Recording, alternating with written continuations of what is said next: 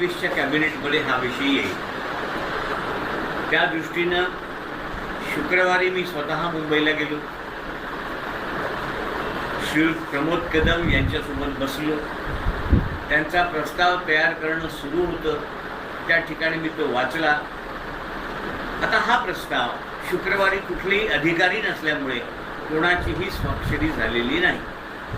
त्यामुळे सोमवारी म्हणजे उद्याला हा शिक्षण विभागातल्या अधिकाऱ्यांच्या स्वाक्षऱ्या होऊन हा प्रस्ताव वित्त विभागाला जाणार आहे आणि वित्त विभागाकडून तो उपमुख्यमंत्री, मुख्यमंत्री आणि त्यानंतर कॅबिनेट असा या प्रस्तावाचा प्रवास आहे.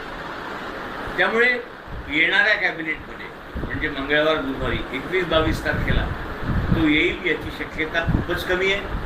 पण त्याच्या पुढच्या कॅबिनेटमध्ये मी हा प्रस्ताव आणण्याचा पूर्ण प्रयत्न करतो, 100% प्रयत्न करतो. एवढ्याचसाठी ही व्हिडिओ क्लिप.